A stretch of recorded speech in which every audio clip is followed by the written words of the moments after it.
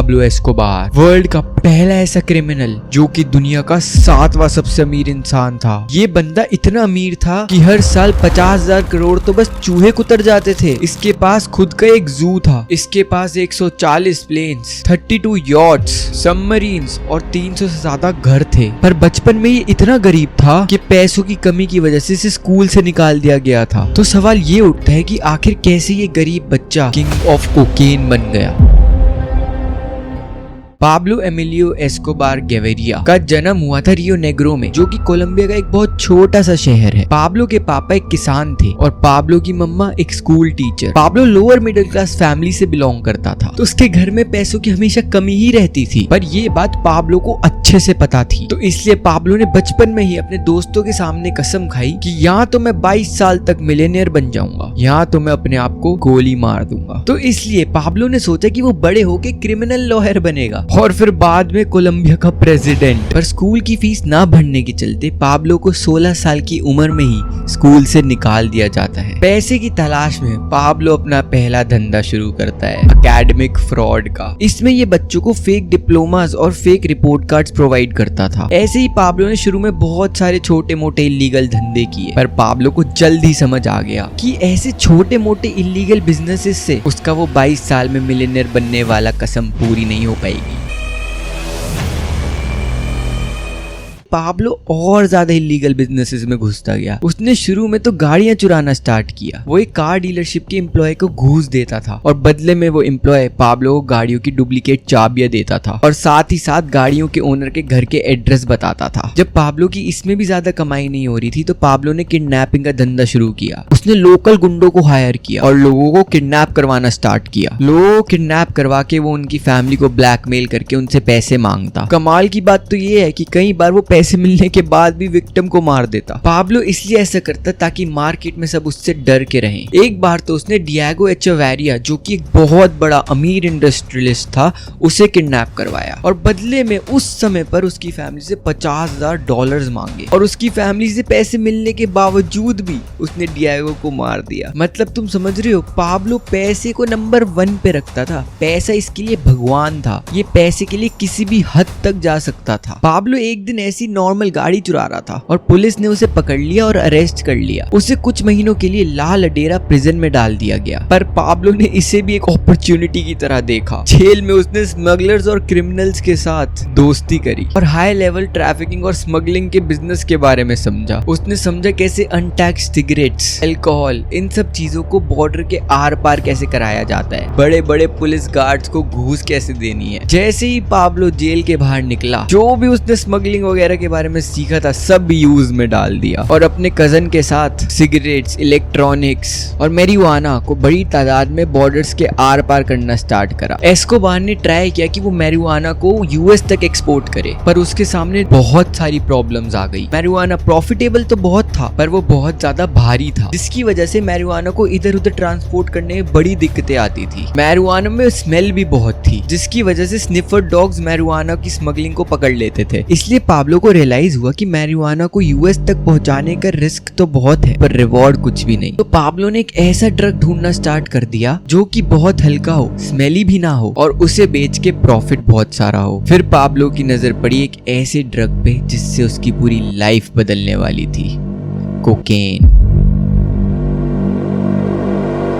USA में cocaine उस समय बहुत ज्यादा ट्रेंड कर रहा था, तो इसलिए पाब्लो कोकेन को लेने के लिए खुद गाड़ी चला के कोलंबिया से पेरू जाता और वहां से सस्ता कोकोआ पेस्ट खरीदता और उस कोकोआ के पेस्ट को ट्रक्स के टायर्स में डाल देता और फिर उसे वापस कोलंबिया ले आता। कोलंबिया में इस पेस्ट को रिफाइन करा जाता और इसमें से कोकेन बनाया जाता। अब एक प्रॉब्लम थी, पाब्लो को कोकेन बनाना तो आ गया था, पर पाब्लो को कोकेन सप्लाई करना नहीं आता था। उसके पास ना कोई प्लेन्स थे, ना कोई यूएस बायर्स थे। तो उसने सोचा कि उसे एक इंटरनेशनल डिस्ट्रीब्यूशन नेटवर्क बनाना पड़ेगा, पर ये नेटवर्क स्क्रैच से बनाने में बहुत ज्यादा टाइम लग जाता और पाब्लो को बिल्कुल भी उस टाइम पर वेट नहीं करना था। उसे अपना बिजनेस बहुत तेजी से एक्सपैंड करना था। उसके लिए इसने मेडेलिन के कोकेन बॉस फैबियो रेस्ट्रोपो से हाथ मिला लिया। फैबियो रेस्ट्रोपो उस समय पर यूएसए में कोकेन सप्लाई करता था। हाथ मिलाने के लिए पाब्लो ने फैबियो को 14 किलो कोकेन दिया। फैबियो पाब्लो की कोकेन की क्वालिटी पर्सनालिटी से बहुत ही ज्यादा इम्प्रेस हो गया और फैबियो ने पाब्लो को अपने इनर सर्कल में ऐड कर दिया। फैबियो को ये नहीं पता था कि ये उसकी सबसे बड़ी गलती होगी, क्योंकि पाब्लो फैबियो के एम्पायर में एक वायरस की तरह घुस गया। पाब्लो ने फैबियो कैसे डील करता है कोकेन से, कैसे यूएसए में कोकेन बेचता है, उसकी सारी खुफिया इंफॉर्मेशन चुरा ली। अब पाब्लो को समझ आ गया कि फैबियो के कौन से पायलट्स यूएसए कोकेन पहुंचाते हैं, कोकेन को रिफाइन करने वाले टॉप केमिस्ट कौन है, अमेरिका में कौन लोग फैबियो से कोकेन खरीदते हैं। पाब्लो के पास जैसे ही ये सारी इंफॉर्मेशन आ गई, उसके लिए फैबियो का काम खत्म हो गया। अब तुम समझ ही सकते हो कि पाब्लो कितना बड़ा साइकोपैथ भी था। ये बंदा किस किस हद तक जा सकता है बस पैसे कमाने के लिए, तुम सोच भी नहीं सकते। 1975 में अचानक से फैबियो रेस्ट्रेपो की मौत हो जाती है। लोग सोचते हैं कि किसी राइवल गैंग ने फैबियो का मर्डर करवाया है। फैबियो के मर्डर के अगले ही दिन पाब्लो एक सीक्रेट मीटिंग रखता है जिसमें सारे फैबियो के टॉप ऑफिसर्स, टॉप केमिस्ट, सारे टॉप पायलट को बुलाया जाता है और पाब्लो सीधा उन्हें कह देता है कि फैबियो को उसने मरवाया है और साथ में ये भी कह देता है कि ये सारे प्लेन, सारे लैब्स, सारे ऑपरेशंस अब मेरे हैं, अब तुम सब मेरे लिए काम करते हो। अगर किसी ने यहाँ से जाने की कोशिश की या मुझे धोखा दिया तो मैं उसे मारूंगा, उसके भाई बहन को मारूंगा, उसके माँ बाप को मारूंगा, उसके दादा दादी को मारूंगा और अगर वो पहले से मरे हुए हैं तो मैं उनकी कब्र खोद के उनकी हड्डियों पर गोली चलाऊंगा, फैसला तुम्हारा है। पाब्लो की ये वार्निंग सुन के किसी भी फैबियो के बंदे में इतना सा गूदा नहीं था कि वो पाब्लो को मना कर दे। इसके बाद पाब्लो की लाइफ में एक ऐसा इंसिडेंट होता है जिसकी वजह से पाब्लो कभी भी सेम नहीं रहा। पाब्लो एस्कोबार और उसके कुछ आदमी ड्रग्स के साथ मेडेलिन वापस आ रहे थे, तभी पुलिस ने उन्हें पकड़ लिया और 18 किलो कोकेन ट्रक के टायर से बरामद किया और पाब्लो और उसके बंदों को अरेस्ट कर लिया गया। और एक बार अब आप ये पाब्लो का मग शॉट देखो, कैसे हंस रहा है ये, जैसे से कुछ फर्क ही नहीं पड़ता कि ये जेल जा रहा है। इस समय पर पाब्लो इविलनेस के टॉप पर था। एस्कोबार ने जजेस को घूस देने का ट्राई किया ताकि एस्कोबार जल्द से जल्द जेल से निकल सके, पर जजेस ने पाब्लो को सीधा इनकार कर दिया। कुछ महीनों बाद जिन ऑफिसर ने पाब्लो को अरेस्ट किया था, पाब्लो जेल से ही उन्हें खुले आम सड़क पर गोली मरवा देता है। ये केस ड्रॉप करना पड़ता है। इस इंसिडेंट के बाद पाब्लो इतना बड़ा बन चुका था कोलंबिया में कि सब लोग उससे डरने लग गए थे। पाब्लो ने पूरे कोलंबिया शहर में कह दिया था कि यहाँ तो तुम मेरे लिए काम करो और मैं तुम्हें इतना अमीर बना दूंगा कि तुम कभी सोच भी नहीं सकते, या फिर मुझे मना करके देखो और मेरे हाथों अपने बीवी बच्चों माँ बाप को गोली खाते देखो और फिर एंड में खुद गोली खाओ।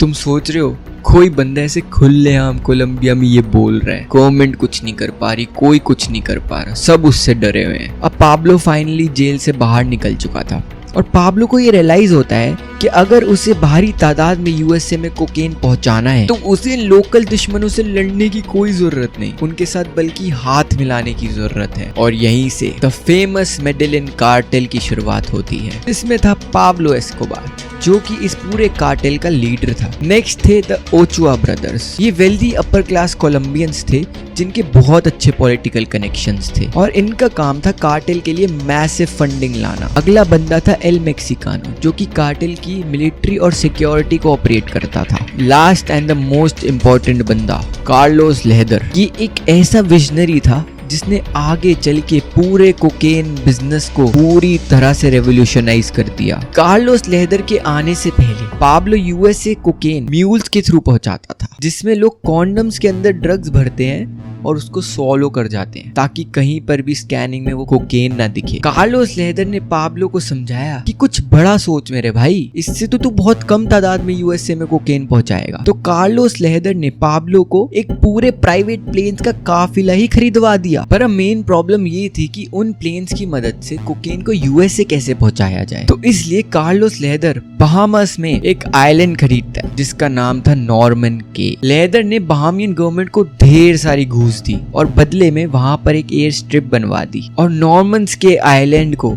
एक हेवी गार्डेड रिफ्यूलिंग स्टेशन बना दिया। अब प्लेन्स का काफिला 300 से 500 किलो तक कोकेन लेकर कोलंबिया से फ्लाई करता। उसके बाद वो प्लेन्स नॉर्मन्स के पर रुकते, वहाँ पे रिफ्यूल होते, उसके बाद वो प्लेन्स फ्लोरिडा के किसी कीचड़ वगैरह में कोकेन ड्रॉप कर देते। यही करते करते पाब्लो उस समय इतने पैसे कमा रहा था जिसकी कोई हद ही नहीं थी। अपने पीक पर पाब्लो यूएसए में हर दिन 15 टन कोकेन सप्लाई करता था और हफ्ते के लगभग 420 बिलियन डॉलर्स कमा रहा था। ये इतना पैसा था कि तुम सोचो हर 2 हफ्ते में वो 1 बिलियन डॉलर्स कमा रहा था। 1 बिलियन डॉलर्स उस समय पर। पाब्लो के पास इतने पैसे भर चुके थे कि हर साल 2.1 बिलियन डॉलर्स तो बस चूहे कुतर रहे थे। नोट को बांधने के लिए जो रबर यूज होता है ना, उसके लिए हर महीने 2 लाख रुपए खर्च हो रहे थे। पाब्लो ने उस टाइम पर 7,000 एकड़ की जमीन भी खरीदी जिसका उसने नाम रखा हासियांदा नेपोलिस। सारे जानवर पूरी दुनिया से इंपोर्ट कराए गए थे। इंपोर्ट का मतलब ये अपने प्लेन्स भेजता, अफ्रीका से जानवर उठवाता और उन्हें अपने जू में ड्रॉप करवा देता।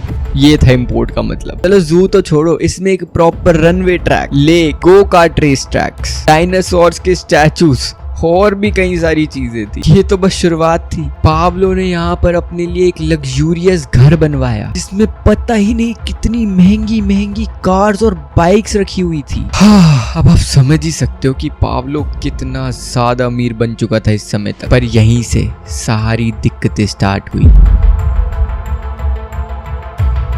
पाब्लो के पैसों पर दूसरे क्रिमिनल्स की नजर पड़ने लग गई। ओचिया ब्रदर्स, जिनके बारे में मैंने पहले बताया था, जिन्होंने पाब्लो के साथ मेडेलिन कार्टेल बनाया, उनकी बहन मार्था को एक M19 के नाम के क्रिमिनल ग्रुप ने किडनैप कर लिया और मार्था को छोड़ने के बदले में उन्होंने मेडेलिन कार्टेल से 12 मिलियन डॉलर्स मांगे। पर पाब्लो पैसे देने से मना कर देता है, जबकि इतने पैसे कमा रहा था। ये 12 मिलियन डॉलर जो इसके लिए ऐसे 1 सेकंड में हाजिर हो जाते, वो देने से मना कर देता है। पर इसके पीछे पाब्लो का मास्टर प्लान छुपा था। वो 223 ड्रग लॉर्ड्स की मीटिंग बुलाता है और उस मीटिंग में ये डिसाइड होता है कि एक प्राइवेट आर्मी बनाई जाएगी जिसका नाम होगा MAS।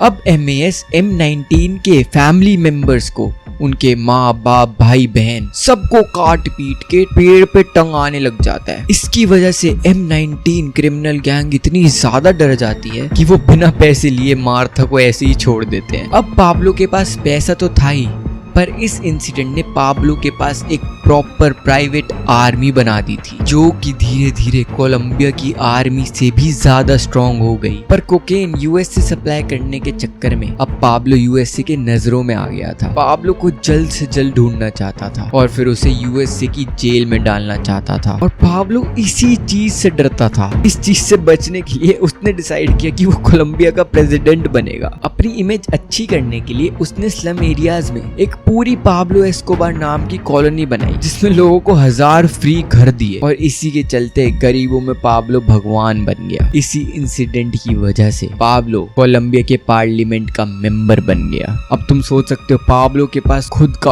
अंधा पैसा, भर के पॉलिटिकल पावर और खुद की प्राइवेट आर्मी। पाब्लो इस समय अपनी पीक पर था, पर इसी पॉइंट के बाद से पाब्लो का डाउनफॉल स्टार्ट हो गया। ये पूरा डाउनफॉल स्टार्ट होता है एक बंदे की वजह से, रोड्रिगो लारा बोनीला, जो कि एक नया मिनिस्टर अपॉइंट होता है, जो कि पार्लियामेंट में पाब्लो को पूरी तरह से एक्सपोज कर देता है और साबित कर देता है कि पाब्लो कोई मसीहा नहीं है बल्कि ये क्रिमिनल है। इसका नतीजा ये होता है कि पाब्लो को उसकी पार्टी से निकाल दिया जाता है और इसके बाद DEA, अमेरिकन ड्रग इन्फोर्समेंट और कोलंबियन पुलिस मिलके पाब्लो की सबसे बड़ी कोकेन लैब पर रेड मार देती है और 13.8 टन कोकेन को पकड़ के उसमें आग लगा देती है। तो आप सोचो इस समय पाब्लो का क्या हाल होगा। जो बंदा किसी के सामने झुकता नहीं, पूरा टाइम अपनी मर्जी चलाता है, सबको अपने कंट्रोल में रखता है, उसको पार्लियामेंट में जलील करा गया, उसकी सबसे बड़ी कोकेन लैब पर रेड मार दी, उसके ड्रग्स को जला दिया गया। इस समय पाब्लो पागल हो गया था। उसने सारी हदें पार कर दी और हिस्ट्री की सबसे खून खराबे वाली वॉर स्टार्ट कर दी, वॉर अगेंस्ट कोलंबिया। अब पाब्लो का बस एक ही मकसद था, कोलंबिया गवर्नमेंट को घुटने पर लाना। मिनिस्टर रोड्रिगो लारा बोनीला अपनी व्हाइट मर्सिडीज से बगोटा जा रहे थे। पाब्लो ने मशीन गन के साथ अपने 2 बंदे भेजे और मिनिस्टर का मर्डर करवा दिया। पर इसी मोमेंट से पाब्लो एक माफिया बॉस से एक टेररिस्ट बन गया था। कोलंबिया ने स्टेट ऑफ इमरजेंसी लगा दी और यूएसए ने भी DEA की पूरी फोर्स पाब्लो के पीछे लगा दी। अब पाब्लो को समझ आ चुका था कि उसकी हर जगह से लग चुकी है, तो इसलिए उसने कोलंबिया की गवर्नमेंट को एक ऐसा ऑफर दिया जो आज तक किसी क्रिमिनल ने किसी गवर्नमेंट को नहीं दिया है। उसने कहा, मुझे और मेरे कार्टेल को माफ कर दो और मुझे यूएसए ना भेजो, बदले में मैं कोलंबिया का सारा $10 बिलियन का डेट चुका दूंगा। गवर्नमेंट ने ऑब्वियसली ये ऑफर मना कर दिया और यूएसए के साथ एक्स्ट्राडिशन ट्रीटी बना ली, जिसमें कहा गया कि पाब्लो को पकड़ के यूएसए की जेल में डाल दिया जाएगा। अब पाब्लो को लगने लगा कि ये बात सच हो सकती है, क्योंकि कोलंबियन सुप्रीम कोर्ट में उसके खिलाफ बहुत सारे सबूत थे। तो उसने M19 ग्रुप, जिनके घर वालों को उसने मरवा के पेड़ से टंगवा दिया था, उन्हें वो मिलियंस ऑफ डॉलर्स देता है सारे सबूत मिटाने के लिए। तो M19 ग्रुप सुप्रीम कोर्ट के सारे जजेस को हॉस्टेज बना लेता है और मिलिट्री बदले में काउंटर अटैक करती है, और उसी के चलते पूरे सुप्रीम कोर्ट में आग लग जाती है और 100 से ज्यादा लोग मर जाते हैं, जिसमें 50 सुप्रीम कोर्ट के जजेस भी थे। पर पाब्लो के सारे सबूत भी उसी आग में जल जाते हैं। इसके बाद पाब्लो ने पुलिस ऑफिसर्स को मरवाने के लिए उनके ऊपर बाउंटी रखना स्टार्ट कर दिया, जिसकी वजह से गरीब स्लम्स के लड़के पैसों के लिए पुलिस वालों को मारने लग गए, और ऐसे ही 1 साल के अंदर 400 ज्यादा पुलिस वाले मारे गए। पाब्लो कहीं पर भी अपना ट्रेस नहीं छोड़ रहा था कि वो ये सब करा रहा है। उसने M19 अपने राइवल ग्रुप से जजेस होस्टेज बनाए और अपने सबूत चलवाए। गरीब स्लम्स के लड़कों को पैसे दे के पुलिस वाले मरवाए। अपने आदमी उसने यूज ही नहीं करे ताकि उसके खिलाफ कोई सबूत ही ना बन सके। पाब्लो बिल्कुल भी नहीं रुक रहा था, उसका दिमाग हिल चुका था, वो एक साइकोपैथ बन चुका था इस टाइम तक। उसने इलेक्शंस के टाइम कई कैंडिडेट्स मरवाए, एक प्लेन बॉम्ब से उड़वा दिया। पाब्लो ने एक ट्रक में 500 किलो डायनामाइट भर के कोलंबियन इंटेलिजेंस एजेंसी के बाहर खड़ा करवा दिया और वो ट्रक ब्लास्ट करवा दिया। ब्लास्ट इतना बड़ा हुआ कि पूरी बिल्डिंग ही तबाह हो गई, जिसमें 63 लोग मारे गए और 600 से ज्यादा लोग इंजर्ड हुए। तुम सोच सकते हो, पाब्लो गवर्नमेंट के खिलाफ वॉर जीत चुका था। एक बंदे ने पूरी कोलंबियन गवर्नमेंट को हरा दिया, तो इसलिए गवर्नमेंट ने पाब्लो को यूएस से भेजने की वो जो ट्रीटी थी वो कैंसिल कर दी। पर गवर्नमेंट ने ये शर्त रखी कि पाब्लो बदले में सरेंडर कर देगा। पाब्लो ने कहा, ठीक है, मैं सरेंडर कर रहा हूँ, पर मैं अपनी खुद की जेल बनाऊंगा। और दिमाग हिला देने वाली बात ये है, गवर्नमेंट ने लिटरली अग्री भी कर लिया। उसने अपनी खुद की जेल बनाई, ला कैथेड्रल। ये जेल 5 स्टार रिजॉर्ट से कोई कम नहीं थी। इसमें एक फुटबॉल फील्ड, बिलियर्ड्स रूम, बार, वाटरफॉल और एक जकूजी था। जेल के गार्ड्स पुलिस वाले नहीं थे, बल्कि पाब्लो के खुद के बंदे थे। यहाँ वो पार्टीज करता, फुटबॉल प्लेयर्स को बुलाता और सबसे बड़ी बात, अंदर से ही अपना कार्टेल बिजनेस चला रहा था। पाब्लो ला कैथेड्रल जेल में मजे से था, लेकिन उसका बाहर बिजनेस डूब रहा था। पाब्लो को शक हुआ कि उसके 2 आदमी उसके पैसे चुरा रहे हैं। पाब्लो ने उन दोनों को ला कैथेड्रल जेल के अंदर बुलाया। जेल के अंदर ही उन्हें टॉर्चर करा गया और वहीं पर उनका मर्डर करवा दिया गया और उनकी बॉडीज को वहीं उसी जेल में जला दिया गया। जब ये खबर कोलंबियन गवर्नमेंट को मिली तो पब्लिक में उनकी बहुत ज्यादा बेइज्जती हुई। प्रेसिडेंट ने फाइनली ऑर्डर दिया कि अब बहुत हो चुका है, पाब्लो को एक रियल मिलिट्री प्रिजन में शिफ्ट किया जाए। कोलंबियन आर्मी ला कैथेड्रल प्रिजन को चारों तरफ से घेर लेती है और पाब्लो को पकड़ने आ जाती है। पाब्लो ने ला कैथेड्रल प्रिजन में एक सीक्रेट रास्ता बना रखा था। उस रास्ते की मदद से वो बाहर निकल जाता है। अब पूरी दुनिया के सामने कोलंबियन गवर्नमेंट का मजाक उड़ रहा था। अब पाब्लो का एंड नजदीक आता जा रहा था। यूएसए ने अपने CIA, DEA के टॉप एजेंट्स को कोलंबिया भेज दिया ताकि वो कोलंबियन पुलिस के साथ मिलके पाब्लो को पकड़ सके। ये तो गवर्नमेंट कर रही थी, पर लोगों में ही एक नया ग्रुप फॉर्म हुआ, लॉस पेपेस। इस ग्रुप में वो लोग थे जिनके फैमिली मेंबर्स को पाब्लो ने जान से मरवा दिया था। लॉस पेपेस ने एक एक करके पाब्लो के फैमिली मेंबर्स को मारना स्टार्ट किया। पाब्लो की प्रॉपर्टीज और हसियांदा नेपोलिस में आग लगा दी। पाब्लो के सारे दोस्त अब मर चुके थे और लॉस पेपेस अब पाब्लो की फैमिली को मारने वाली थी। कार्टेल पूरी तरह से खत्म हो चुका था और पाब्लो अब एक छोटे से मेडेलिन के घर में छुपा हुआ था। 2 दिसंबर 1993 पाब्लो अपने बेटे से फोन पर बात कर रहा था और बाहर पुलिस ने अमेरिकन ट्रैकिंग इक्विपमेंट्स की मदद से पाब्लो के फोन का सिग्नल ट्रैक कर लिया और पुलिस पाब्लो के घर पर पहुंच गई और दया ने दरवाजा तोड़ा और पुलिस पाब्लो के घर के अंदर आ गई। पाब्लो और उसका आखिरी बचा हुआ बॉडीगार्ड पीछे की खिड़की से कूदकर घर की छत पर भागने लगे। पुलिस ने इस बार कोई दया नहीं दिखाई और चारों तरफ से फायरिंग स्टार्ट कर दी। पहले तो पाब्लो का जो एक लौता बॉडीगार्ड था वो मारा गया, फिर पाब्लो के पैर में गोली लगी जिसकी वजह से वो छत पर ही गिर गया। आखिरी गोली उसके राइट कान के अंदर गई और उसके दिमाग से पार हो गई और पाब्लो एस्कोबार वहीं छत पर ढेर हो गया। ऑफिशियल रिकॉर्ड तो यही कहता है कि कोलंबियन गवर्नमेंट ने पाब्लो एस्कोबार को लास्ट गोली मारी, पर पाब्लो एस्कोबार की फैमिली का ये कहना है कि पाब्लो ने खुद अपने आप को गोली मारी थी, क्योंकि पाब्लो अपने बच्चों से हमेशा कहता था मैं उन्हें कभी भी जिंदा नहीं मिलूंगा, अगर मैं चारों तरफ से गिर गया तो मैं आखिरी गोली अपने कान में मार लूंगा। और ऐसे ही किंग ऑफ कोकेन पूरी दुनिया पर राज करके कोलंबिया की मिट्टी में ही मिल गया।